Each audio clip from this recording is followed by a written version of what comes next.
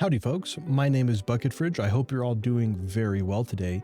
Thank you so much for stopping by the channel. In today's video, we're going to get into the newly released monk trees that just came up on alpha not too long ago, which is pretty darn exciting. Just to give everybody a little bit of background, I have been tanking for quite a while since Mr. Pandaria. I've been playing the game since its inception, but I picked up tanking in Mr. Pandaria with Prot Warrior and Brewmaster and have played both ever since, and I have played all the tanks. With that being said, I hope everybody will enjoy this breakdown, and we will have all the other tank breakdown videos as well. So if that's something that interests you, make sure to subscribe for that. We already have the Prot Warrior done, and so if you want to click the card up in the corner or in the corner, I will link that for everybody. Let's get into the Brewmaster tree specifically. We'll go down into the class tree first, and then we will go down the Brewmaster tree. So without further ado, let's hop right into the video. Just a bit of housekeeping before we start. If you've watched any of my other videos, you'll know that something I always do is let everybody know ahead of time. This is my personal opinion, and what I encourage everybody to do is not just watch my videos,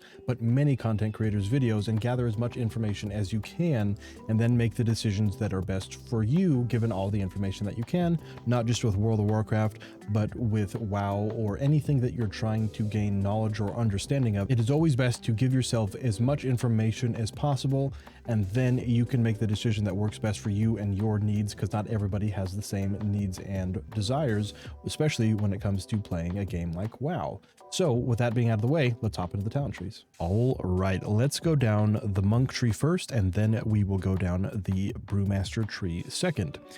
So this tree, the monk tree, the general tree, has some really powerful abilities in it, but there are some pathing issues, and we'll get into those when we come across them. With a little bit of love and attention, I think this tree can be a lot better.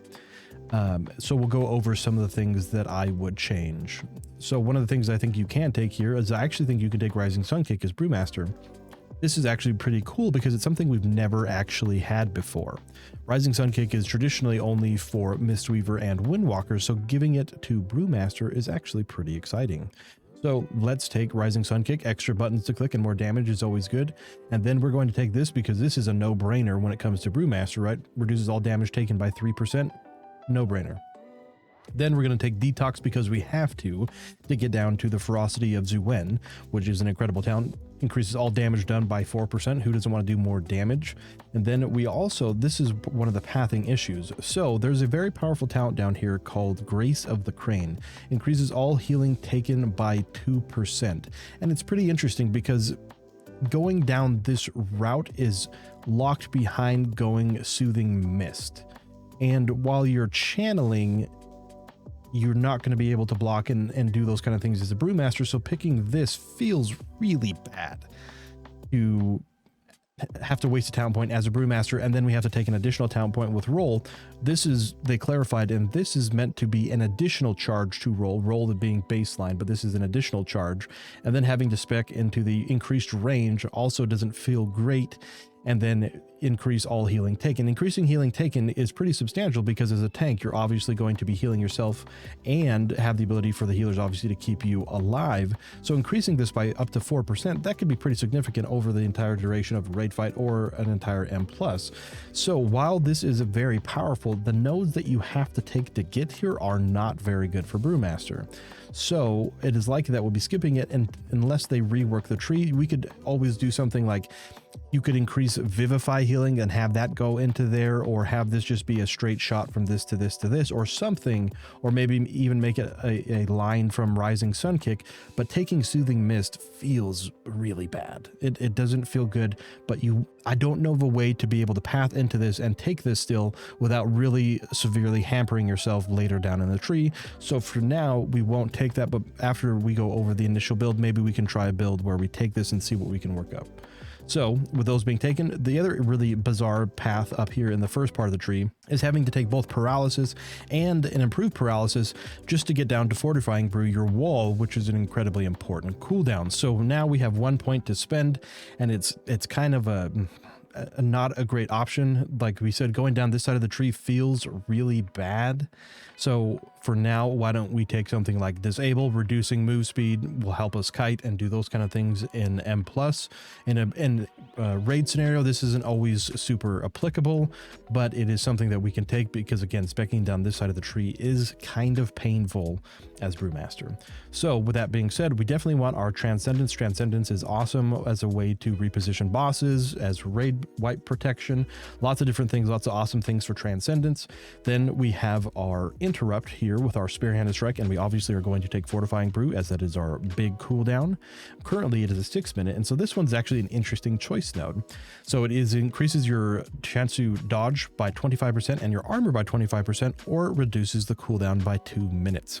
Traditionally, I think it's better to have your big cooldown up more often than having a bigger and better cooldown, but it's up much less frequently. And in the Brewmaster tree, you can actually take another buff to Fortifying Brew, which increases the stagger effectiveness by 15%, and having that on a 4-minute cooldown as opposed to a 6-minute cooldown seems like the better option to me. Again, being able to have your wall up more often just means you're able to, and so I think this is going to be a difficult node. I think that they put the tooltip incorrectly, because this one it says Fortifying Brew increases dodge and armor by 25%, but when you actually select the node, it's the same one that's in the Brewmaster tree. So I think that's a little bit of a bug in the tree, but that's okay. So we'll just take the reduced cooldown. Again, I think having your kick on, or your wall on a 4-minute cooldown as opposed to 6 minutes is pretty substantial. And then we're going to spec into Provoke, which allows the target to actually come to us faster, which can actually be very useful, especially on, say, Sanguine weeks, where you need the mob to be out of the Sanguine as quickly as possible. This is something that you could take and has a lot of applicability. I think that's pretty useful. And then obviously being able to take Diffuse Magic is pretty huge. In most raid scenarios, you don't necessarily need Ring of Peace, so that we'll leave this open for now. But we'll spec into Rising Sun Kick, and your Spinning Crane Kick deals additional damage as well, so we can take Dampen Harm. And then we are also going to take Expel Harm, and being able to have access to Diffuse Magic, Dampen Harm, Expel Harm, and Fort Brew all at the same time is pretty huge. That's pretty awesome, because traditionally you usually have to pick between Diffuse Magic or Dampen Harm, and you pick whatever is most applicable for that fight. If it's a magic damage or a physical damage fight, you can pick either, but having access to both at the same time is pretty darn great, because one of the things that almost all tanks struggle with sans Death Knights is dealing with magic damage. Magic damage is always going to be a source of damage that is very high for most tanks, Death Knight being the exception with a couple of their cooldowns, but being able to have access to this is very, very good. So I really, really like this talent there. And then we have 2 more points to pick before we can go down into the bottom part of the tree. So why don't we take... why don't we do this? You could always take Chi Torpedo. Chi Torpedo is an awesome ability. So we could take Chi Torpedo, or we could do, say, Ring of Peace and then Eye of the Tiger for some additional healing. But if we didn't need Ring of Peace or Eye of the Tiger, we could always go something like Chi Torpedo or Celerity. I personally love Chi Torpedo as a Brewmaster. It is a very, very high mobility skill, very, very handy in a lot of scenarios.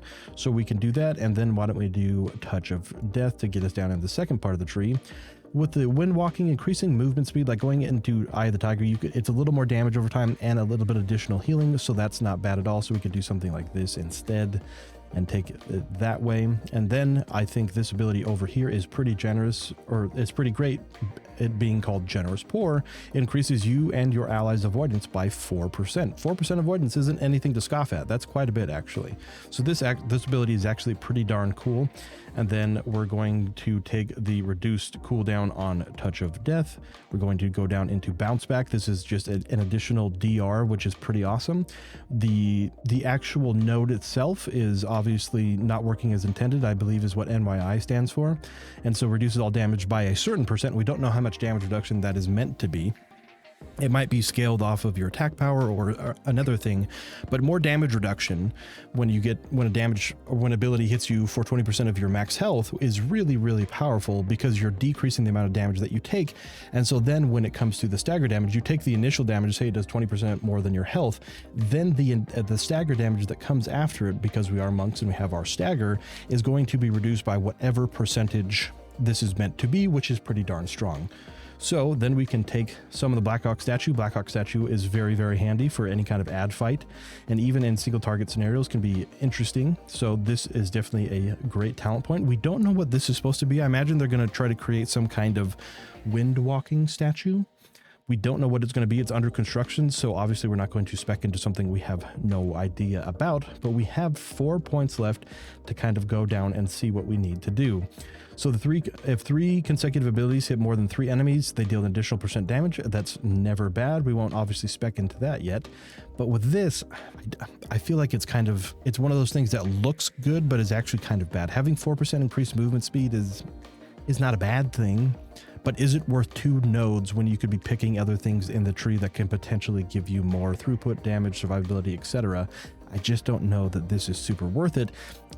One thing that they could do is if you spec into this, I think they should allow you to go down into this. If you really wanted to take this ability, it feels really bad having this connected to nothing, especially because it's an kind of ability, but we'll see what they do. And then you can always take the Transcendence over this way, and you're able to cast Vivify on yourself when you transcend. So for example, if there was a boss fight, you could do something like cast Transcendence, and then when you need to get back to a certain part of the room, you can Transcendence over to the other place, cast some Vivifies on yourself before the boss gets over to you. You could always do something like that.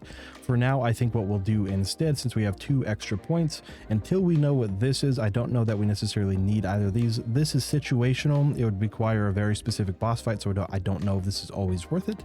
But what we can do instead, why don't we go Chi Torpedo and Mark of Death, and that way they can fill out the tree with our 31 points. The Touch Death one is actually interesting because it deals 35% of the damage of our maximum HP, and as a Brewmaster we're going to have obviously more HP than the 2 other specs. So for now, this is obviously subject to change as it still is alpha, and things are going to change, especially with feedback. This is what I would do now for Brewmaster and the basic monk tree, but let's try building down this path and see if we can make something a little better. All right, let's try to go down this side of the tree like we talked about just a couple minutes ago. So let's see if we can go down this side of the tree and find something that's a little bit more maybe applicable and trying to catch this. I don't know that it'll be the quote optimal build, but let's see if we can make it work with this as opposed to, you know, staying away from this side of the tree for now. So unfortunately, that means we have to take Soothing Mist, and then we're going to take the additional roll charge, which is very nice. Then we'll take Heavy Air, increasing the range of our Crackling Jade Lightning, and then we'll take 2 points into this. We're still going to take that point, obviously, very, very good. And then we have to take this ability and this ability so we can get down to our Fort Brew. So we're going to go down into our Fort Brew, obviously going to get our Interrupt. We definitely want to get Transcendence still. We want to take Provoke, as the extra speed is very handy. As we're not taking the Rising Sun Kick up here, we're not going to be taking this one. So let's go into Diffuse Magic, Ring of Peace, the Tiger, Eye of the Tiger, Dampen Harm, the additional cooldown for our ability, and then let's take Expel Harm, and let's take Chi Torpedo with Touch of Death to get us our 20 points to go down into the second half of the tree. And then we can take Touch of Death again. We can take the Generous Pour, increasing the avoidance, which is pretty good. We'll take both of these again, and we'll take this again. The biggest difference by going down this side of the tree is we miss out on these 3 nodes here. We do have 2 points. We could do something like this where Vivify is now instant cast, making that a little bit more interesting, so you can kind of heal yourself or heal an ally. That's kind of interesting, trying to make it like a prot pally where you can kind of heal. But again, I still don't know that Brewmaster is going to be sitting there and vivifying when you have so many other buttons to click. That's one of the things about Brewmaster, is that it's a fairly high actions per minute spec, meaning you're clicking a lot of buttons very frequently. So you could do something like this where you're taking instant cast, Vivify, and then Chi Wave. But the thing that feels really bad is missing the 4% damage. And granted, as a tank, your top priority is not damage, it is surviving, but being able to just do more damage as a tank is fairly important, especially when you get into mythic progression or very hard content progression, whatever that might be for you. Doing extra damage means you just get out of crappier phases faster, you just help the team more. So like, while tank damage isn't a priority, so to speak, you still want your tanks to be doing a decent amount of damage, and Brewmaster has actually always been one of the higher damage tanks both in single target and AoE situations. Whether that stays true come Dragonflight, that's another story, but we'll have to see. But like I said, you can go down this route, and this kind of is like this more supporty, like heal your allies with instacast vivifies and healing yourself. Like, we really wanted this at the end of the day, which is really good. And taking Chi Wave for a little bit of extra healing because we're taking more healing is all very good. But like I said, I don't know if it's worth missing out on Rising Sun Kick, 4% extra damage, and then additional damage to your Rising Sun Kick and Spinning Crane Kick. I just don't know if this side is worth it. It's cool, but I'd like to see this side reworked a little bit. Something that doesn't make you waste 2 extra points just going into their 3, really, because Soothing Mist isn't very good for Brewmaster. I really don't think that, like I said, I don't think there's a scenario where you're going to be sitting channeling and casting on your allies. I just don't think that's a realistic scenario for Brewmaster. And then again, like, roll is good, but getting an extra charge of roll is good, but I think it should be something that Rising Sun Kick can transfer into. For example, let's say Rising Sun Kick, you take the reduced damage, you take the Vivify, and then you can take the Grace of the Crane, or you can take this, and then this. But this side of the tree, these 4 nodes right here, 4 points is so expensive in a tree when we only have 31 points to spend. But if I was going to go down this side of the tree to make sure we're getting the 4% healing, this is how I would build it. The right side of the tree stays fairly similar, except we're missing out on this 4% over here. And like I said, I don't know if that's worth it. This half of the tree, or this section of the tree, I should say, is really, really nice. The middle section, done very well. Lots of things that connect to lots of different things, gives you lots of options. The beginning part of the tree is rough. Is rough because, again, having to take 2 points into paralysis just to be able to take your wall feels really bad. Having to take detox when it's not applicable in a fight just to get 4% damage feels really bad. So while I do think there are very powerful abilities inside the tree, as I mentioned earlier, I don't know that the pathing to get to the powerful abilities is worth it. And I get that there should be some limitations with how you're able to path, but just the beginning part of the tree is really, really rough. I don't know that I'm a huge fan, especially because, again, Soothing Mist you can take down into these ones right here, which is fairly nice, but this is the one that you really want on this side of the tree. Increase all healing taken by 4%. That's huge. That's huge, especially since Brewmaster has several ways to heal ourselves. They gave us healing elixir in the top of the tree over here. The ox orbs heal us. We have a bunch of different abilities that purify our stagger and heal us for a certain percent. So there are lots of things that this would affect, which could be very powerful, but I just don't know that it's worth missing 4% damage and Rising Sun Kick, which is additional damage for Brewmaster, especially because it deals a percentage of our attack power, and the talent that we'll get into later on our mastery increases our attack power. So this could potentially be a huge source of damage for Brewmaster, especially in single target fights. Like, this could make Brewmaster the premier tank on single target with Rising Sun Kick and the talent down here. So again, we'll have to see how it goes. All right, and while I was recording, I also thought of another pathing option that kind of combines the two that we just talked about. So I'm going to go over that one very briefly, and we can it's kind of a mix between the two different builds, where one is more focused on damage and one is more focused on healing. So this one is going to be kind of a hybrid between the two. So we can go down the actual Vivify tree and get the instacast Vivifies, then we get detox for the extra damage, get paralysis, Fort Brew, our Spear Hand Transcendence, Provoke, and then we're going to take our Chi Wave, we're going to take the Diffuse Magic, the Rising Sun Kick damage, as we took that up here, the Dampen Harm, very good. We're going to take the same 2-minute cooldown here, and then we're going to go into Expel Harm again. We're going to take the Avoidance, just like last time, the Bounce Back, and the Ox Statue, and then we will take the Touch of Death here, reducing the cooldown, and hitting the additional allies.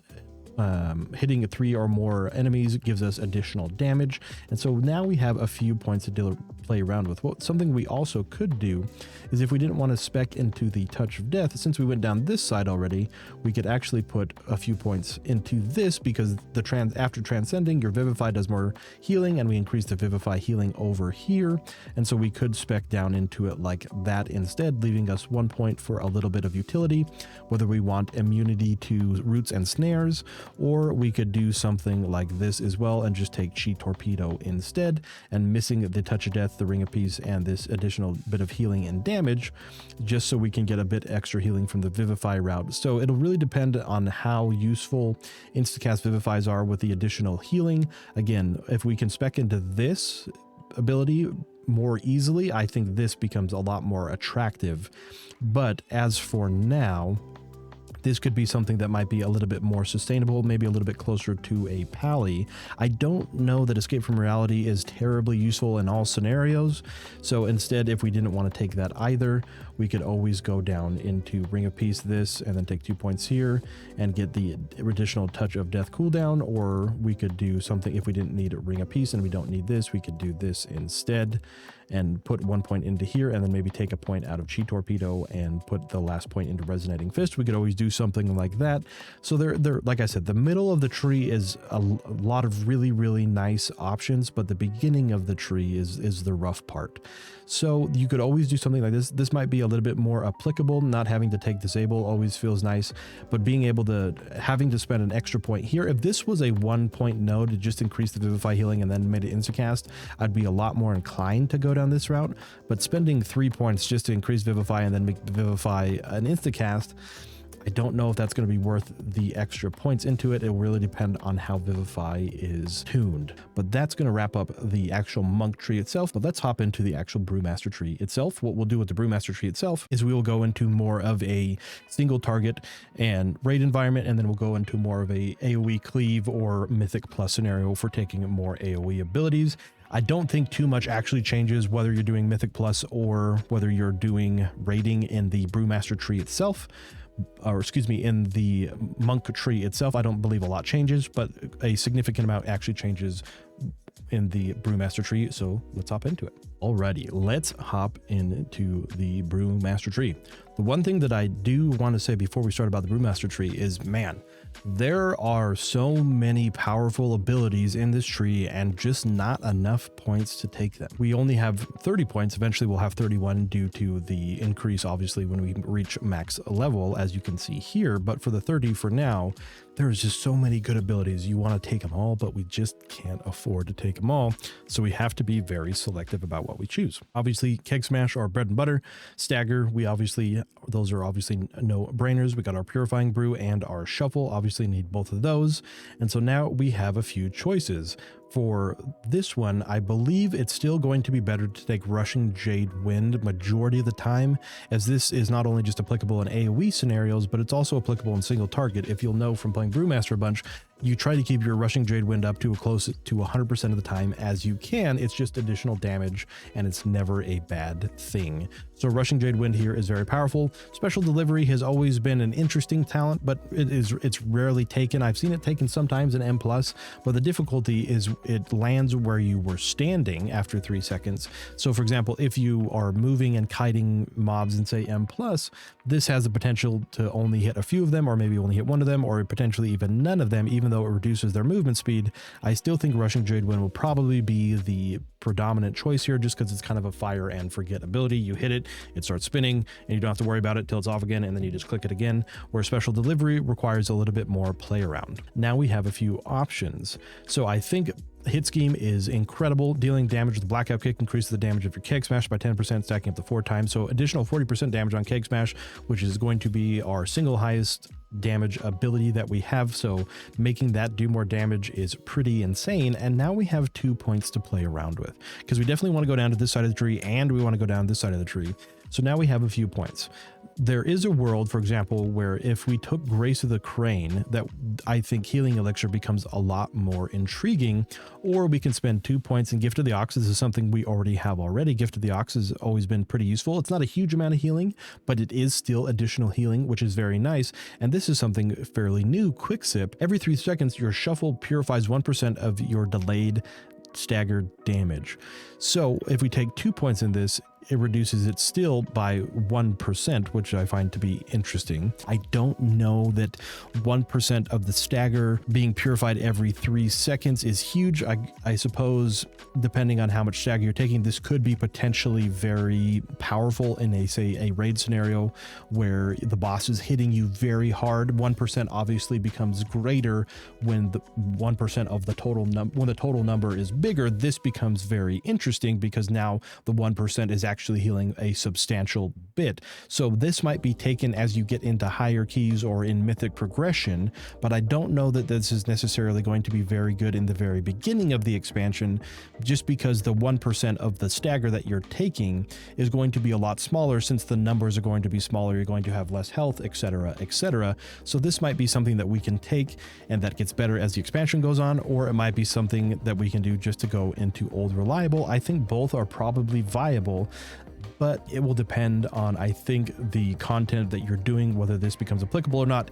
Healing elixir has always been something that you can take, but I don't know that it's incredibly worth having just an extra brew to use. It has 2 charges and you heal for 15% of your max health. Brewmasters don't always have a ton of max health. They're one of the lower health tanks out there. So this is interesting. I don't know if we necessarily need to take it, so for now we will skip it, but obviously need to take our celestial brew, and then the purifying brew increases the absorption of your next celestial brew based on the amount of stagger purified. Incredible talent there. We definitely want to take purifying brew having 2 charges. That is very, very handy. We always want to be purifying our stagger, so having an additional charge to do that is very good. And then we have the option to take the wonderful, wonderful fortifying brew here, which is now a 4-minute cooldown, which is wonderful, and it increases our stagger effectiveness by 15% while active, and that also works with other stagger increasing effectiveness abilities. I don't know if I said that right, but you get what I mean. And then we obviously got to take our breath of fire. And then this one is actually a hard one. So I think since we're talking about single target raid environments for now, I think we will take Scalding Brew, as that is a conduit that you can take now. An extra 20% on Keg Smash, very, very handy. But in a multi-target scenario, like in a fight where there's multiple adds or in an M+, when you use Keg Smash, resetting the cooldown on Breath of Fire is pretty huge. So imagine a world where you Keg Smash, Breath of Fire, Keg Smash, spoiler alert, we'll be taking this, which gives us 2 charges, and then you can Breath of Fire again. That is quite a bit of AoE damage. So I think in a world where we're doing AoE, especially because this allows us to spec down here into Charred Passions, which is something that's pretty darn cool. But we will talk about that when we get into the AoE build. But for now, we're going into a single target build, so we'll take this. The Celestial Flame is again something that you would probably take in a multi-target scenario, but I don't know that it's necessarily worth it because it's Spinning Crane Kick and Breath of Fire applies an additional 5% damage reduction, which is very good, but it's a 30% chance for 6 seconds. So while this is very good, this might be a filler point later. We'll have to come back, but I think in scenarios where it's multi-target scenarios, this becomes a lot better because you're not always using Spinning Crane Kick in single target scenarios, but being able to trigger it off Spinning Crane Kick and Breath of Fire, especially if you're taking the additional Breath of Fire procs, this becomes a lot more attractive in AoE scenarios. So for now, we will skip that. And then when Blackout Kick, the stagger is reduced by 50, and then when you take 2 points, it's reduced by 100. But when we're talking in the thousands, I don't know that this is terribly worth it. Well, again, this might be a filler. I think here we have to take Bob and Weave. Bob and Weave has always been in the same row or very close to Black Ox Brew. I don't know that Black Ox Brew is going to be worth it. It's a 2-minute cooldown that resets the cooldown of your other brews, but Bob and Weave just extending the duration of the stagger just makes you more tanky and easier to heal. So I believe Bob and Weave is still going to be the predominant choice. So let's get into this side of the tree. So for example, in a raid scenario, Clash actually doesn't work on bosses, I do not believe, at least in a raid environment. But what is really interesting is the Zen meditation. So Zen Med is a ability that is usually used by Brewmasters, for example, in a fight where the boss has a channeled ability or a big ability that is going to cause you a ton of damage, and it's just a nice little thing that you can put up for reduced damage for 60%. But the cool thing that they added with this is that you get fundamental observation. Zen meditation has a 25% reduced cooldown, so it goes from being a 5-minute cooldown to roughly a 4-minute cooldown, and no longer is canceled when you move or are hit by melee attacks. So we actually get the full 60% damage reduction while moving, and melee attacks do not cancel it, so we'll get the entire duration. That is an incredible cooldown, because Zen Med was already situational, but it was still used on occasion. But my goodness, being able to do that when you move and it's no longer canceled by more melee attacks, that is going to be huge. Seems very, very, very good. Then we want to go into Strength of Spirit, or Galplin's Imperial Brew. So this one is going to be rather interesting. I think personally the Strength of Spirit is probably going to be a better bet, as Expel Harm is a great ability, and since we are taking our Gift of the Ox, we are going to be getting healed more from our Expelled Harm, because the Expel Harm absorbs your little Gift of the Oxes, and that way we can heal an additional percent based on our missing life, where the other one, Purifying Brew, instantly heals you for 25% of the purified damage. That could be very good, and again, in a more single target raid environment where you're getting hit really, really hard, and being able to heal for more damage based on the amount of damage that you're taking could be something that's worth taking. So it'll really depend on the math, but I think for now Expel Harm is probably our better bet, as it's very similar to almost like a Word of Glory for Paladin, where it heals you more based on your missing health, so it can almost become quite a substantial heal, and I think it'll usually net you more than 25% of the purified stagger damage, unless you're doing content where you are just getting absolutely walloped, and this might then become a little bit better. But like I said, I think for now Strength of the Spirit will probably be a little bit better, but both seem viable, and it'll depend on the numbers and the math. So now we have a bit of some choices to make. So I do think we obviously need to take Nizao, not Zuen. Zuen is the Windwalker one, but we need to take Nizao. He is very, very good. So this little guy does additional damage, which is pretty cool based on the stagger that you purified. But this is the really, really difficult talent node here. I could talk about this node by itself for quite a while. So if you played Brewmaster in BFA, Training of Nizao was an Azurite talent that you stacked 3 of, gaining 15% mastery based on your current level of stagger. Mastery is very, very good for Brewmaster, and it made it so in stacking at mastery, we also could just stack crit and verse, crit being very effective, and you'll see why crit's very effective as we get into a little bit later part of the tree.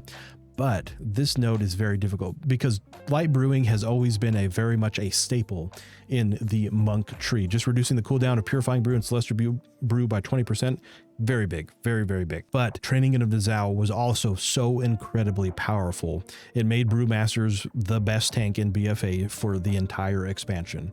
It was incredible. 15% mastery. For those of you who don't know, 15% mastery for Brewmaster will increase the amount that you're able to dodge and will increase your attack power.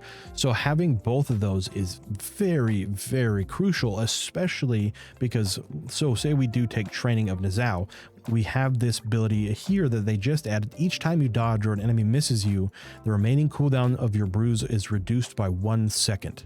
That's huge, because with our elusive brawler buff that we get from casting our abilities like Blackout Kick, our elusive brawler buff is a stacking buff that we will get if we're getting hit by melees or hitting our abilities, that allows us to dodge after reaching a certain amount of dodge chance. So being able to increase the cooldown of your abilities every time you dodge is pretty huge, because dodge is actually one of the primary forms of our active mitigation as a monk, as we are not really a blocking class. We do a lot more parrying and dodging, and then obviously having stagger is our very large forms of active mitigation. So I think there actually might be a world where you take Training of Nizao, because the mastery increases the amount of actual percentage that you get on your elusive brawler buff. So each stack of elusive brawler will actually grant you more dodge, and dodging more then reduces the cooldown by 1 second every time you dodge.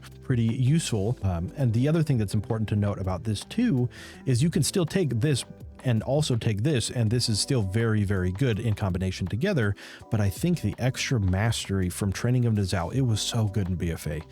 I think the extra training of Nizao will actually come in handy, allowing us to dodge more, and dodging more means we're taking less damage, and if we're taking less damage, we're having to purify less. Hence why I think Expel Harm is going to be the better choice here, because if we're doing a build where we're purifying less because we're dodging more, and based upon our level of stagger as well, so if we can play that game of keeping fairly high mastery up, we're going to be dodging quite a bit. So I think there is definitely a world where we can take training of Nizao and then Anvil and Stave, but both of these talents are so very good. It's really hard to choose. So for now, why don't we stick with light brewing, as that is just kind of the staple in Brewmaster right now for the talents. But I do think training of Nizao is worth considering. Like I said, I could talk about that node for a long time. It is an incredible node. So why don't we just go with light brewing for now? And I think here we have to also take high tolerance. High tolerance is an incredible ability that we always take in our tree. It is just too good not to take. So we're taking high tolerance, and then we have some options. We definitely need to get down here into Storm Stout's Last Keg. That is the legendary that we currently use on live. It is incredible. And so now we have some options, because now how we spend the last bit of our points in the spec tree is going to be based on whether we're doing single target or AoE scenarios. In AoE scenarios, Bone Dust Brew becomes a lot more interesting, but there is a world too, I'll spec into it just to show you guys, where we can actually take Bone Dust Brew and Weapons of Order. Granted, we won't be able to pick the capstones in doing so, but having access to both seems really good. But it requires not getting either one of the final capstones and settling for having two very powerful abilities. So getting down into this tree, we have Walk with the Ox, abilities that grant Shuffle, reduce the cooldown of the Ox by 0.5 seconds, 2 points, making it a second, and additional damage dealt by 20%. So if Nizao is doing a lot of purifying or is doing extra damage from the amount that you purified, this will make him deal additional damage, additional 20% damage, so he can deal quite a bit of damage. And then Purifying Stagger while Nizao is active, the damage of the next stomp is increased by 25% of the damage purified, split between all enemies. Again, this is more AoE damage, so this might be something that you could go down to in like an AoE scenario where Nizao is actually stomping on quite a bit, getting you a bit of AoE damage. But in a more single target scenario, I believe, and generally I believe this is going to be your better bet most of the time. Blackout Kick deals an additional 5% damage, and crits grant 2 stacks of Elusive Brawler. Again, playing into the Anvil and Stave here, which more Elusive Brawler stacks, more dodging, higher cooldown on your brews, which is very good. Now, because we went down this side of the tree, we have to spec into Blackout combo, and this is interesting that they put Blackout combo here. We'll obviously take Storm Stout's Last Keg, but Blackout Kick has always been, Blackout combo has always been something that's been very interesting. It's always been in the same row as High Tolerance, but High Tolerance has just always been so much better than Blackout combo. Even if Blackout combo might net you higher DPS, High Tolerance is just too good to pass up, because your 4% stagger, your stagger is 4% more effective at being delayed, and you gain haste based on a level of stagger, meaning you don't have to ever stack haste in your tree. It is just too good to pass up. And so Blackout combo being in that same row just always kind of got neglected, but it being here actually makes it so Brewmasters might actually start to have to play around this, which can potentially make Brewmasters more difficult to play, but also reward the higher level skilled players who are able to really make use of this and really be able to dial in, okay, I'm going to use Tiger Palm for this, or I'm going to use Keg Smash for this, or I'm going to have Celestial Brew for etc. So you get the point, and now we have 2 points left. So what we can do is we can spec down into, say for an AoE scenario, I would say it's probably better to go down into Bone Dust Brew, and then you can go down into Attenuation. Is the damage and healing is increased by 20%, and when it deals shadow damage or does healing, its cooldown is reduced. So in AoE scenarios, you're probably going to pick Attenuation. So I believe Attenuation will probably be better for AoE scenarios, but I think for single target, Weapons of Order is very, very good. But interestingly enough, having the Effuse Anima Accelerator actually makes it so this becomes a fairly powerful AoE ability, so we could do something like this actually in an AoE scenario, because Weapons of Order is an incredible cooldown. Because you're gaining extra mastery, we just went over why mastery is so powerful, but the Keg Smash ability to be reset is so very powerful. And they take increased damage from you, stacking up to 4 times. 32% extra damage. I just think Weapons of Order is an incredible cooldown in single target or in multi-target scenarios, and having this actually makes it so it actually becomes a lot more of a AoE ability. Or we could take the Call to Arms and we create another little Nizao whenever we pop Weapons of Order. So you can pop Weapons of Order, use the Nizao there, and then use Nizao again. And the interesting thing is, if you're going to take this Nizao one, then all of a sudden going down this side of the tree becomes a little bit more appealing. So that is always something that we could spec into going down this side, as we are going to get multiple procs of Nizao from both his normal cooldown and then whenever we use Weapons of Order. So this is something that potentially could be an interesting build, where instead of going down this side of the tree, if we're taking the Nizao from this side, we could always do something like this, which is pretty darn interesting. But I think for now, I think what actually I'm thinking about doing, I don't know, it'll really depend. I don't know that taking either one of these capstones is worth not having access to both. I think having access to Bone Dust Brew and to Weapons of Order seems pretty crazy. That seems really, really good. But there also is a build where I think instead, if you don't want to take Bone Dust Brew, as they're, obviously very interesting cooldowns to play around, if you don't feel like taking Bone Dust Brew, you could always take Exploding Keg in a multi-target scenario, because it causes them to miss their melee attacks for the next 3 seconds. So you'll notice that it says miss their melee attacks, and you'll notice that Anvil and Stave says whenever you dodge or an enemy misses you, you reduce the cooldown by 1 second. And in an AoE scenario, and if you go training here and then you take Exploding Keg, the extra mastery will allow you to dodge even more, especially when you're tanking lots of mobs. And so going Exploding Keg might actually be a viable ability to take in a multi-target scenario, because it makes all the mobs miss their attacks. I don't know if this works on bosses. I don't know if you can cause bosses to miss their attacks. That would be something that if somebody knows down in the comments, please feel free to let me know. I don't think you can make bosses miss their attack. This then becomes dodging that becomes more applicable.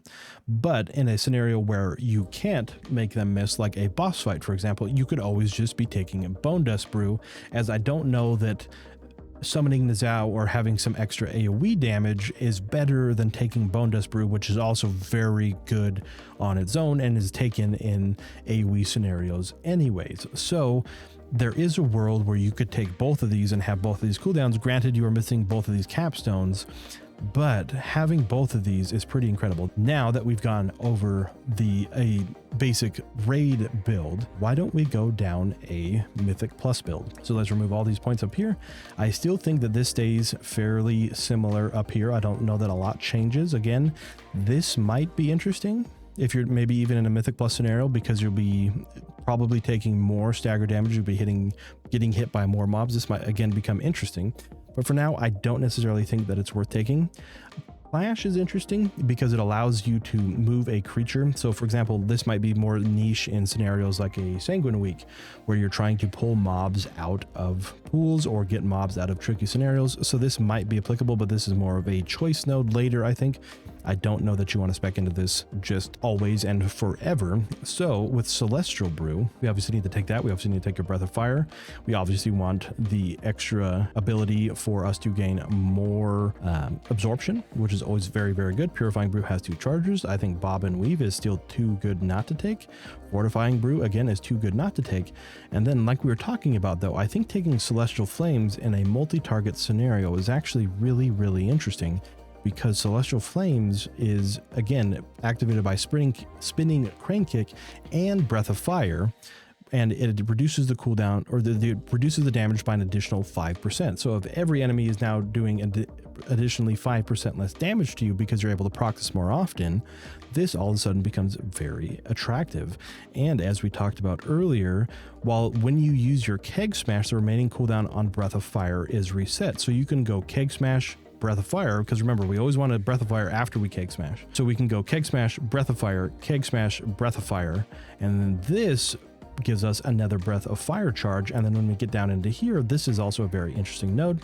But for now, let's go down the rest of the tree. So I still think you take Zen Meditation and Fundamental Observation. I think this is just incredible. I think this is too good not to take. And then I think we go down into the Galen's Imperial Brew, just because I believe in M+, you'll probably be taking more damage than you would in a raid environment, unless it's like a jailer type boss where you're just getting trucked by their autos. But again, this is also still very good. I think this is just better in a single target raid environment, but I believe healing extra based on the amount that you stagger is very, very good. And so now, again, I think we take Nizao just because it's extra AoE damage. And again, then we run into the difficult scenario of the Mastery based on the stagger and the Purifying Brew and the other and Celestial Brew being reduced by 20%. So we'll hold off on this because this is still a very, very difficult choice. But I think for now, we obviously take High Tolerance. I think we take Bone Dust Brew, and I think we take Attenuation, just because we're talking about an AoE scenario here.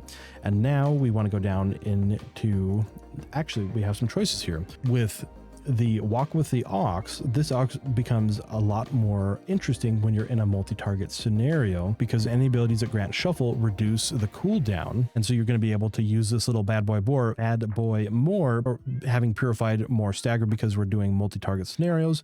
He starts to do more damage, so this actually becomes fairly interesting. And then purifying stagger also increases the damage of the next stomp, and so the stomp again does additional damage.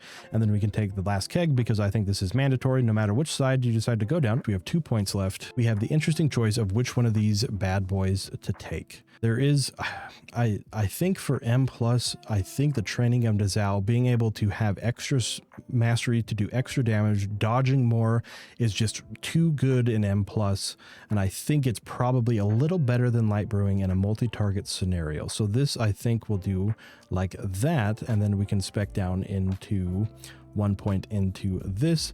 But see, there's actually, instead of specking down into this, actually what we can do instead is actually spec into either one of these bad boys. So Charred Passions is a current legendary in Shadowlands right now, makes your AoE damage absolutely bonkers. I still think it'll do more damage than the Fire Breath talent, the Fire or Dragon Fire Brew, excuse me. But it's also interesting. It'll really depend on the tuning numbers, because this potentially has the ability to be really, really crazy with really high stagger. And if we're taking we have additional mastery based on our stagger, all of a sudden this becomes multiplicative, because this is based on, see how it says our attack power, dealing 13.12 or 13.23% of our attack power is fire damage. Having extra mastery will increase the damage of this ability, and increasing the damage of this ability and getting us 2 extra procs with the Breath of Fire also has a higher chance to trigger Celestial Flames again, which additionally is 5% additional less damage to you, which is awesome. So this will really depend on tuning. As it stands right now, I probably would say Charred Passions is probably a higher source of damage than the other one, but I really do think that there is a scenario with Dragonfire Brew where if you're taking Dragonfire Brew with Celestial Flames, I think that could actually be quite a significant source of damage, given that the ability for it to rock additional damage reduction for us, which is very, very nice, and the ability to have extra breaths of fire doing additional damage. Again, that will really depend on tuning, but I think both could be potentially viable. But I think if you're taking Dragonfire Brew, I really do think you need to take the training of Nizao, because you're going to want the extra attack power from your mastery to make this worth it. But I think for now, I think Charred Passions will be better. But there also is a scenario where we go down the Weapons of Order side. So let's see what that would look like instead. So let's take Charred Passions again for now. So if we go down the Weapons of Order side, so in this, I think we obviously still take that. And I think we take the Effuse one here. We take this. Actually, we probably will need our Keg Smash first. So let's do that. And then we have 1 point. So I think taking 1 point out of this probably is better for a Weapons of Order. And then we have 1 extra point here. So if we're not taking either one of these abilities, I don't know that Celestial Flames is worth it. So we could take Effuse Anima Accelerator. And so this also is a very similar build to what we're talking about. And then we could also take this back to just Scalding Brew instead. So you could go a multi-target build where you're building into Effuse Anima Accelerator as opposed to going down into Bone Dust Brew. There also is a world. Is there a point that we have to play with? I think if we get the 1 extra point, right, this is level 69. If we were to get the 1 extra point, I think I would put actually an Exploding Keg for Mythic Plus scenarios, because the additional ability to make them miss is additional cooldown on your anvil and stave. I think this is a really, really powerful ability, and the 1 extra point really rounds this tree out very nicely. Or if you didn't think this cooldown package was quite enough, you could always indeed spec into Bone Dust Brew instead, giving you additional AoE damage. So just to go over it again, I think that there is a possibility where you go into the right side of the tree here for AoE. I think either way, whether you're going AoE or single target, you still always have to take this. Keg Smash is just too good not to have an additional charge of. And again, I think Blackout Combo could actually be a pretty significant increase to damage as long as players know how to play around it. This could be really interesting. And so you can do a Weapons of Order AoE build, which is really cool, or we can go down into the other side and do more of a Bone Dust Brew and a AoE build. Let's do Charred Passions like that. We could do something like that instead. And this is more of the AoE Big Dam and making sure we're really taking use of our Nizao here. And I still think that training of Nizao probably is better to take with these 2 talents than the Light Brewing is, as they kind of do the same thing. This gives you more mastery, which makes you obviously dodge more and do more attack damage, and having Nizao out he will do additional damage when you are purifying. And since you want to be playing with the stagger a little bit more with this talent, you can really make some big dam from Nizao here. But it's also worth, like I said, it's also worth considering that we could possibly go down into the right side instead. But man, does Brewmaster have some really cool options. I think that they did a fantastic side for each build that you could go. I think the tree is really well rounded. There are so many really good abilities that I wish I could take all of them, but we unfortunately cannot, so we have to pick and choose. But the thing that I like the most is that there's options. If you really love Bone Dust Brew and you're playing that now and you're doing M+ and you're crushing it with Bone Dust Brew, you can take Bone Dust Brew. If you're playing Weapons of Order right now and you're loving it and you even play it in multi-target scenarios because it's still a very good cooldown, you can play with that. Or again, there's this scenario where if we spec down into, if we take some points out of here and out of here, there is a world where we could take both, which is pretty crazy. Again, this might end up becoming a better multi-target scenario because you're able to have both Weapons of Order and Bone Dust Brew. But again, there's so many options with the Brewmaster tree that it's so much potential to play around, find the optimal build, or find the build that fits your playstyle. I really am happy with the Brewmaster tree. I think they did an awesome job. And let's touch on some of the talents that we didn't talk about. The Crackling Jade Lightning, making your next blackout kick shock them and dealing additional nature damage. It's not working as intended, or not yet implemented. I don't know that this is very good. Your Tiger Palm has a 300% or 10% chance to deal 300% normal damage and reduces the cooldowns by your brews by 1 second. 10% is just too low. That means 1 out of every 10 times you're getting 1 additional second on cooldowns of your brews. Probably not worth it. Blackout Kick, again, you might be able to go down this side and then spec over here for the blackout. Hits 2 additional targets, which is really nice for multi-target scenarios. But the other option for more single target is to get the reduced cooldown by 1 second and the additional damage by 10%. But again, I don't know that that's going to net you. I don't think this nets you more damage than having training of Nizao over here. And additionally, missing out on this is pretty huge, because if you're going down this side to get over to here, I don't know that that's as good as going down this side over here. Training of the Zhao was so very powerful that I just don't know that these talents over here can compete with it. And this one is interesting because, again, this plays into the dodge, right? Where each time you dodge an enemy misses you, or an enemy misses you, excuse me, your spinning crane kick and tiger palm do an additional 100% damage. I don't know if the 100% damage is going to be worth it in a multi-target scenario, because you have to spec over into these 3 points to get down to here. I don't know that that's going to net you more damage than, for example, going into Bone Dust Brew or down all the way into Weapons of Order. I think this will net you significantly more damage than this ability, and having to spec 3 points over here just to get down to this, I don't know if that's worth it. I think that, again, this pathway right here is going to be the predominant one. And again, light brewing and training of the Zhao was such a hard choice. I really do think that light brewing will probably be better for raiding scenarios, where training of the Zhao will probably be better for M+ or multi-target scenarios, because usually, not always, usually you're going to be taking more damage from the stagger of multiple enemies hitting you than you would from a single raid boss, especially if you're not tanking the boss. I think light brewing probably is a little bit better in, again, raiding scenarios, unless it's multi-target. And then if it's multi-target, I believe training in the Zhao probably takes the cake. But again, this tree is so flexible and has so many cool options and so many things to play around, and especially some of the wonderful things we're getting back a lot of the things that we had. But Exploding Keg is out, also something that it could potentially be very fun. Having Blackout Kick not take away from having high tolerance is awesome. And especially, gosh, Fundamental Observation is going to be so incredibly powerful. So incredibly powerful. Don't underestimate how much of a huge cooldown this will become in both single target and multi-target scenarios. There is so much cool stuff in this tree, and I hope you guys enjoyed this breakdown of the Brewmaster tree.